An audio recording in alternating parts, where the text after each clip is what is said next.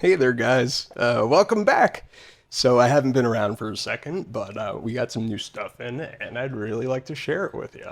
Today, it's going to be a Dunu review, and we're going to be looking at the Dunu X KOTO ITO.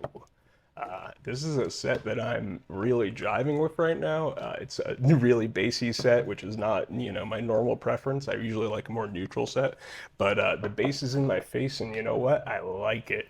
It's nice and resolved, and it's been a good time so far. We'll get into it in a little bit, but it's a $200 2BA 2DD hybrid set from Dunu, and we're going to talk about why I like it so much. We're also going to compare it to these guys. We got an Apple Explorer. There's a Da Vinci under that cable somewhere. Binary Dyna Quattro, and the Kiwi Ears KE4. So we're going to be looking at all of these today. I'm going to be giving you a little word on each of these guys and the final verdict as to where the Ito stands. But I think I gave away the lead.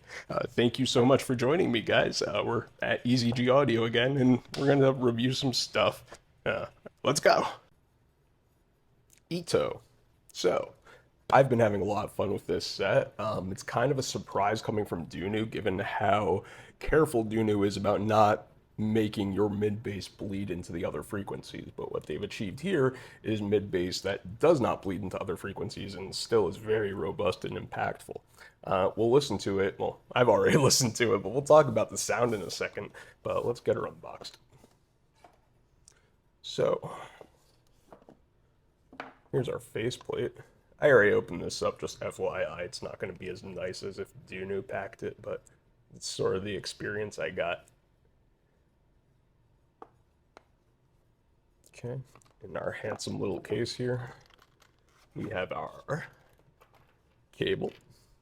It's that Dunu stock cable that they like to include with a lot of their sets. It's a very nice cable, not too tangle prone, has a nice sort of bronzy exterior finish. I really like the way it looks and the way it matches with the set. It's comfortable, it's not too heavyweight, and it's not too lightweight either. And as you can see, I've been, coiling it, uncoiling it for the last 2 weeks, and it's in pretty good shape for that. So I like the cable. No microphonics. We got 3 sets of ear tips here. I already bear clawed my way into them. We got the S&S tips from Dunu. Dunu's famous candy tips as well.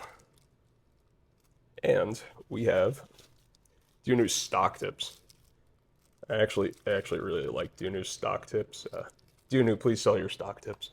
We also have a 4.4 termination for that cable, so we have a swappable termination system utilizing the Q Mini system.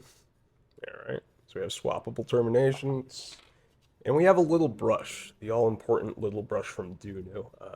Hallmark of a Dunu unboxing. Comforts me. Guys, thank you for the little brush. I love the little brush. Okay. As far as the fit on this set, I have found it very comfortable myself. I usually find Dunu sets to be pretty comfortable.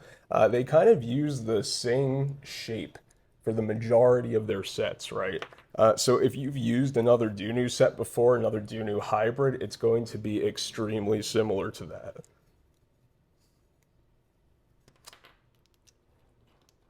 Excellent passive noise isolation on the Dunu sets too. That shape really seals your ear very well. And overall, just a comfortable package with excellent build quality. This feels very solid. The 3D printed shell seems very high quality, has adequate venting, and is just pretty as all get out. Yeah, I really like the shell. The nozzle I measured at 6.0 millimeters. So for all you nozzle freaks out there, we got 6 millimeters on the nozzle. I don't think that that's, particularly large given that we have some crazy nozzle sizes going on out there, but it's not even, I would say, deep enough to really be an issue for most people. It's not a super deep fit. It kind of sits more on the outside of your ear, so I think people are going to have no problem with the fit on these things. All right. So we talked about our ear tips, we talked about our cable, we talked about our termination and our little brush. Let's get the sound. Welcome back to the spinny plate. So the Dunu X KOTO ITO, let me give you a little TLDR.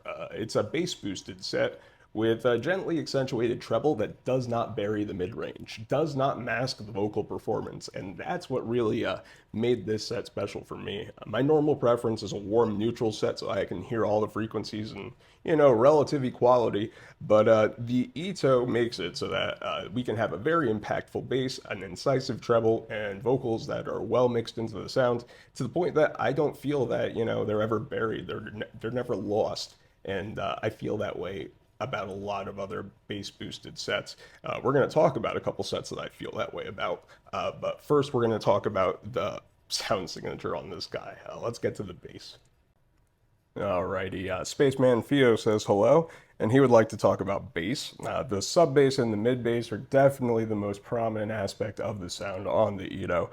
They kind of sound like they're on a level playing field, with the sub bass being just a little bit over that mid bass. But they don't really feel like they're vying for first place. They feel like co-headliners. The sub bass is very plentiful and it offers up a tremendous rumble. And that's the key to a good bass headset. You need that bone shaking, eyeball vibrating sort of rumble, or you can't really call yourself a bass headset, but we have that in the Ito. That sub bass is not bleeding out into other frequencies. It is well controlled and plentiful, and that's the key to the Ito sound. That control and that layering is what lets it wrap you in bass without any muddiness, any distortion, and they just did it really well. The mid bass has a really nice kick to it. It's very distinct from the sub bass and it comes through clean and clear. It's just really, really well done bass layering. It's impactful with a tightness and a bounce that satisfies with each thump. The bass has a quicker attack than I've found in most Dunu hybrids, but it has a natural decay that kind of reminds you that it's a dynamic driver, right? When the sub bass and the mid bass play together, it's really an amazingly visceral experience that I had a lot of fun with. The bass is excellent, and it doesn't muddy up the mid-range either. And having a vocal performance that's clear and distinct from the other sound frequencies is very important to me. Let's talk about that.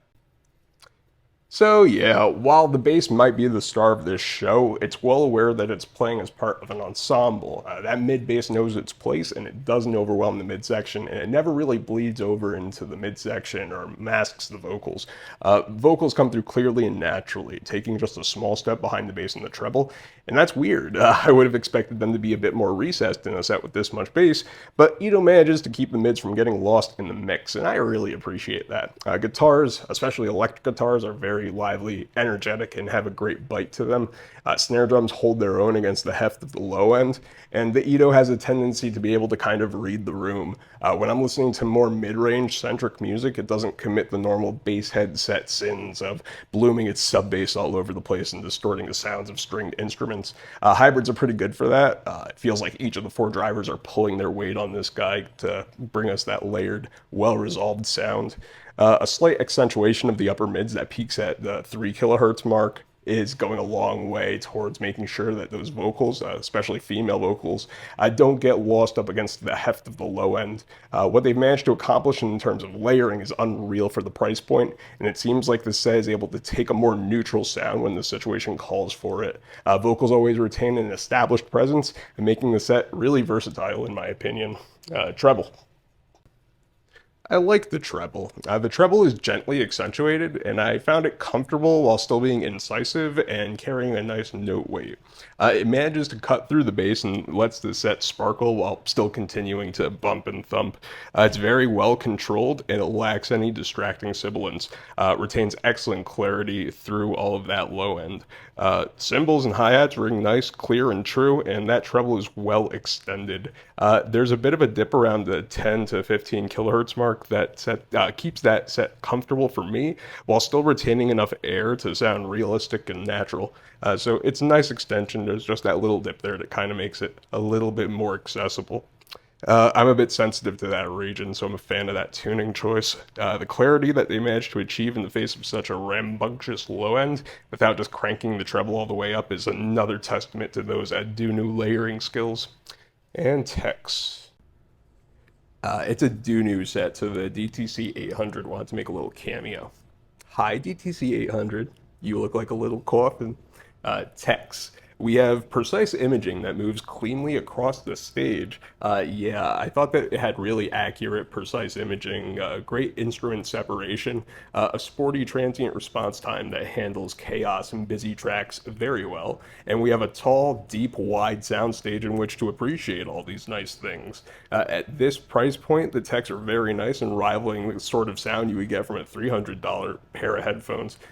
Micro details are also punching above weight, and especially for a set with this much bass presence. What helps make this set so fun is that it has excellent resolution across all of the frequencies. It allows you to appreciate not only the most delicate high frequency details, but macro details of the mid-range and the highly resolved texture of the bass as well. I think it's just the sheer technical ability that has this thing like really glued to my ears. I think that's why I'm so jazzed about it. It's just really nice in all these different ways, guys. Let's talk about how it compares to some of the other bassy headphones I have in my collection. Alright guys, we're going to finish off with a couple of quick comparisons. These are going to be, fairly rapid fire, so if you want any more information on any of these sets, just let me know in the comments and I'll be happy to give you a comparison, more detailed to the kind of information that you're looking for. But here we have the KE4 up first. That would be this man right here. So the KE4 is actually a set I've never been a huge fan of. There's a lot of vocal sibilance on the set, and as I was talking about before, the vocals are pretty important for me. Thin mid-range, less rumble, less impactful. These are just the notes that I took on it. Worse resolution and detail, recessed vocals, and the treble sounds a bit weak and pitchy for me. I was not a big fan of the KE4.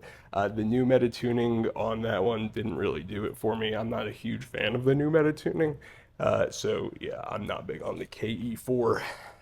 Aftersound Explorer up next. Less warmth, more recessed vocals, not as resolving, and weaker treble. Man, I was being really hard on these guys. Slightly darker sound, and it's less impactful mid-bass and a little bit less exciting. It is overall going for a more veiled treble sound, so if you're looking for something, a little darker, a little bit less treble presence, you might want to be, an Explorer guy, or gal. But if you want something that's a little bit more exciting, a little bit more, engaging, you might want to look elsewhere. Binary DUNU Quattro. I feel like an air mattress being inflated with the 4 dynamic driver setup. Yeah, lots of air. It really is pushing so much air into your ears every time you use it.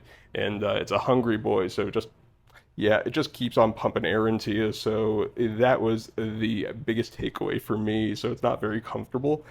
This one is closest to the Ito in terms of sound signature, in terms of resolution. It has good vocals and a very impactful sound, but it doesn't have the clarity or the depth bass layering of the Ito. I often find it boomy, a bit muddy, and it sounds more V-shaped, which is a negative thing for me. Despite having similar graphs with the Ito being a little bit more bassy, Ito manages to sound more neutral to my ear. And then finally, last but not least, is the Da Vinci.